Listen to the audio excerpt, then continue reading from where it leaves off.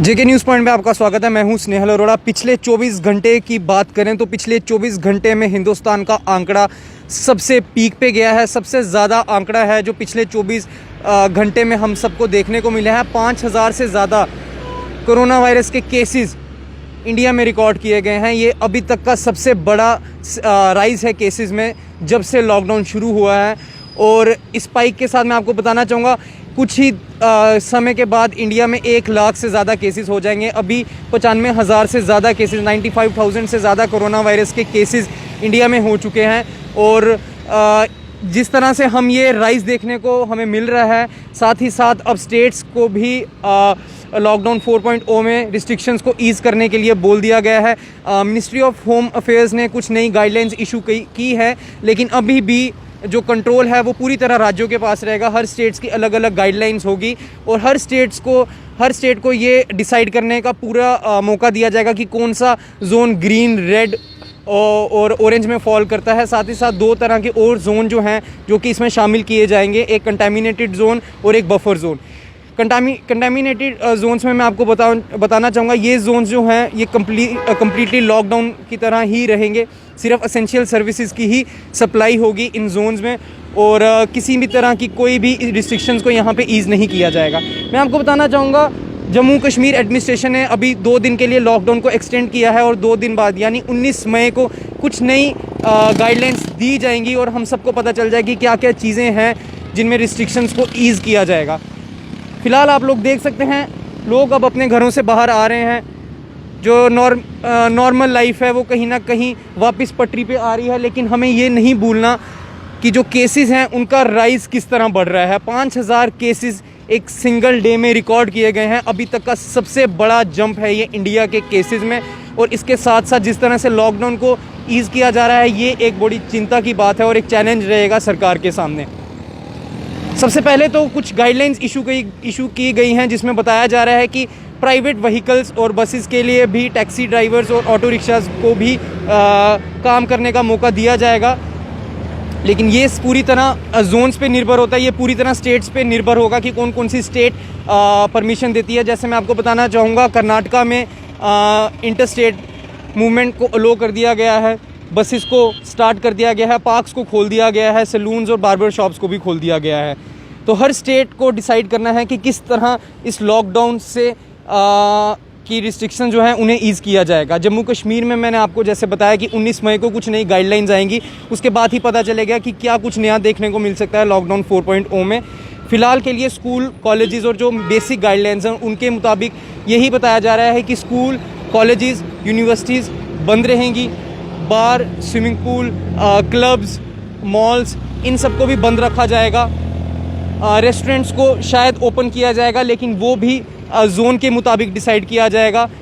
जो red Jones होंगे या जिस जोन्स में ज़्यादा संक्रमण के मामले होंगे वो जोन पूरी तरह सील्ड रहेगा, लॉकडाउन रहेगा। वहाँ पे किसी तरह की भी कोई फ्री मूवमेंट नहीं अलो की जाएगी, सिर्फ इमरजेंसी सर्विसेज को ही वहाँ पे अलो किया जाएगा। फूड इंडस्ट्री को सबसे बड़ा नुकसान हुआ है। मैं आपको बताना चाहूँगा जोमेटो के बाद स्विगी ने भी आज डिसाइड कर लिया है कि 1100 एम्प्लॉयज़ जो स्विगी के अंडर काम करते हैं उन्हें उस कंपनी से निकाल दिया जाएगा।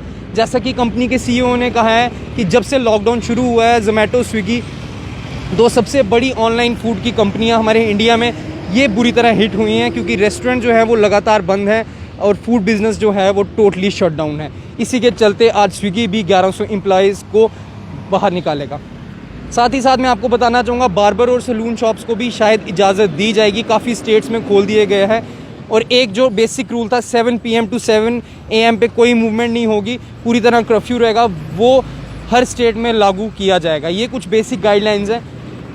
मूवमेंट की बात करूं, पब्लिक ट्रांसपोर्ट की बात करूं, प्राइवेट व्हीकल्स की बात करूं, तो जो लोग अपने काम से बाहर जाना चाहते हैं घर से, उन्हें भी मूवमेंट अलो की जाएगी, लेकिन सिर्फ पास के द्वारा।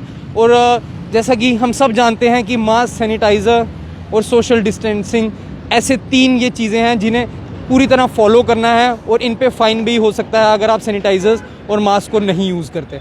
तो 19 मई को जम्मू कश्मीर में नई गाइडलाइंस इशू की जाएंगी और हमें पता चलेगा क्या कुछ रिस्ट्रिक्शंस को ईज़ किया जाएगा, लिफ्ट किया जाएगा जोन्स के मुताबिक, क्योंकि यहाँ पे भी केसेस जो हैं जम्मू कश्मीर में भी लगातार सामने देखने को मिल रहे हैं। आज भी उधमपुर से केस आए हैं, राजौरी से केस आए हैं। तो जो केसेस में ये स्पाइक है, जो केसेस इंक्रीज़ हो रहे हैं, जो ग्राफ है ये इंक्रीज़ हो रहा है, ये एक चिंता का मामला है। उसी को देखते हुए ही एडमिनिस्ट्रेशन रिस्ट्रिक्शंस को लिफ्ट करेगी। एक और यहाँ पे इंपॉर्टेंट अपडेट मैं आपको देना चाहूँगा, CBSE की डेट शीट जो है वो अनाउंस कर दी गई है। आप ऑफिशियल वेबसाइट पे जाके देख सकते हैं। जिनके एग्ज़ाम्स रहते थे उनकी डेट शीट आज रिलीज़ कर दी गई है और साथ ही साथ जो बेसिक रूल्स हैं वो भी फ्रेम कर दिए गए हैं। 1 जुलाई से लेकर 15 जुलाई तक CBSE के एग्ज़ाम्स जो रह गए थे बच्चों के वो होंगे। इस एग्ज़ाम्स को ध्यान में रखते हुए स्पेशली ये कहा गया है कि बच्चों के लिए कंपलसरी होगा मास्क को कैरी करना, सैनिटाइज़र्स को कैरी करना, और पेरेंट्स को भी ये कहा गया है कि आपको इस बात का पूरा ख्याल रखना है कि आपका जो भी चाइल्ड है आपका वो पूरी तरह फिट है, बीमार तो नहीं है। ये कुछ गाइडलाइंस हैं जो फॉलो की जाएंगी और CBSE के एग्ज़ाम्स हैं जो 1 जुलाई से लेकर 15 जुलाई तक हेल्ड होंगे। इंटरस्टेट ट्रांसपोर्ट की बात करूं तो सेंटर MHA के गाइडलाइंस के मुताबिक इंटरस्टेट व्हीकल्स को भी प्राइवेट व्हीकल्स को मूवमेंट अलो की जाएगी, लेकिन ई पास के साथ। और जो रूल्स हैं वो सेम रहेंगे कि सिर्फ 2 लोग होने चाहिए गाड़ी में, मास्क कंपलसरी है, सैनिटाइज़र कंपलसरी है, ग्लव्स, ये सब जो चीज़ें हैं ये कंपलसरी रहेंगी। अगर आप ये चीज़ें नहीं अपने साथ कैरी करते और अपने घर से आप गाड़ी लेके बिना इन चीज़ों के निकलते हैं तो आप पे फ़ाइन होगा। अब आने वाले समय में ये देखने को मिलेगा कि क्या रिस्ट्रिक्शंस हैं जम्मू कश्मीर में जो लिफ्ट किए जाएंगी। यहाँ भी कुछ ऐसी डिमांड्स हैं लोगों की, चाहे मैं टैक्सी ड्राइवर्स की बात करूँ या वाइन शॉप ओनर्स की बात करूँ या रेस्टोरेंट ओनर्स की बात करूँ, जो ये लगातार डिमांड कर रहे हैं कि जिन एरियाज़ में केसेस नहीं हैं, जो ग्रीन जोन या ऑरेंज जोन में फॉल करते हैं, उन्हें कहीं ना कहीं थोड़ी सी रिस्ट्रिक्शंस को उन्हें लिफ्ट किया जाए। फूड इंडस्ट्री बुरी तरह हिट है। रेस्टोरेंट जो हैं वो लगातार डिमांड कर रहे हैं कि टाइमिंग के हिसाब से ही, लेकिन किसी ना किसी तरह हमें अपना काम खोलने दीजिए, क्योंकि काफ़ी ऐसी चीज़ें हैं जो खुल चुकी हैं। इलेक्ट्रिक शॉप्स को खोल दिया गया है, इलेक्ट्रॉनिक शॉप्स को खोल दिया गया है, हार्डवेयर शॉप्स को खोल दिया गया है, एसेंशियल सर्विसेज चल रही हैं। तो ये कुछ ऐसी सर्विसेज हैं जिसकी डिमांड अभी तक लगातार लोग कर रहे हैं एडमिनिस्ट्रेशन को, और आने वाले समय में पता चलेगा कि क्या क्या रिस्ट्रिक्शंस हैं जो लिफ्ट किए जाएंगी। फ़िलहाल पूरे हिंदुस्तान की बात करूँ तो हर स्टेट में रिस्ट्रिक्शंस को ईज़ किया जा रहा है, पब्लिक मूवमेंट को अलो किया जा रहा है, लेकिन जो केसेस हैं वो लगातार बढ़ रहे हैं। 5000 से ज़्यादा केसेस पिछले 24 घंटे में आए हैं। ये एक सोचने वाली बात है आने वाले समय में कि कितना केसेस जो हैं और ये जो ग्राफ है ये कितनी ऊपर तक राइज़ होता है। आप लोग देखते रहिए JK news point. Snehal Arora, cameraman Rakesh Kumar के साथ।